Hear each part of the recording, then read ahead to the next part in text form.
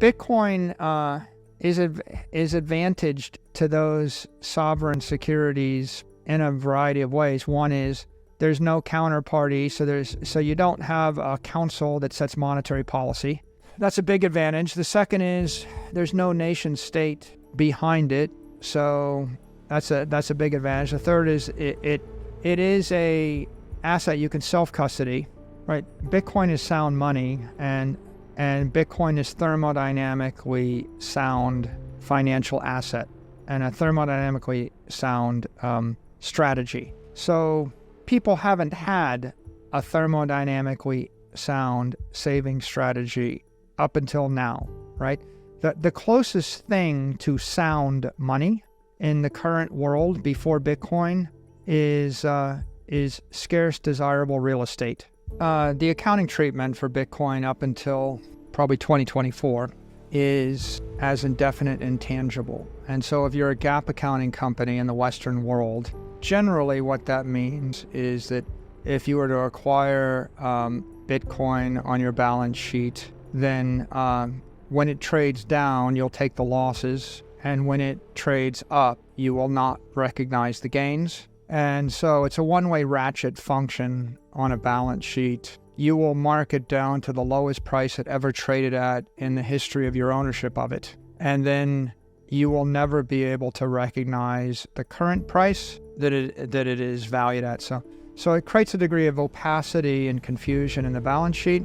And then that confusion in the balance sheet also washes through to be confusion in the P&L. Because if you actually have a example where Bitcoin trades down, you take the loss and it becomes an operating loss. So you could actually buy Bitcoin, have it trade down $50 million, and it would offset $50 million of operating income. And so the P&L of the business that generated $50 million of operating income would look like it generated $0. So you're not breaking it out as an investment gain and an investment loss. You're actually combining your losses from the investment in Bitcoin with your losses from the operation of the business. And that means that if you're an objective observer, you can't tell whether the operating business made or lost money, and you can't tell whether the investment made or lost money. You're generally going to be biased toward presuming that the business lost a lot more money than it did, because when the business makes investment gains, it won't show them. And when it makes losses, it will show them. So the ownership of Bitcoin on the balance sheet under indefinite intangible treatment will always be a drain to the balance sheet, a liability to the balance sheet optically, and it will also be a liability to the P&L. This is the kind of treatment you would give to a very scary, exotic asset that you didn't want people to acquire. And so generally it's the bucket you put in anything that's new or different, misunderstood, or you just don't have time to deal with. Between the years 2020 and 2023, it became increasingly clear to the accounting establishment that there are a lot of mainstream companies that wanted to acquire and hold Bitcoins. MicroStrategy was the first really big public acquirer of Bitcoin, but Block acquired Bitcoin, and then all the Bitcoin miners acquired Bitcoin, and then Tesla acquired Bitcoin, and this became a public issue. It was taken up with a lot of community support by FASB. After a very thoughtful process, they came to the conclusion unanimously that they should give Bitcoin fair value accounting treatment rather than indefinite intangible accounting treatment. The latest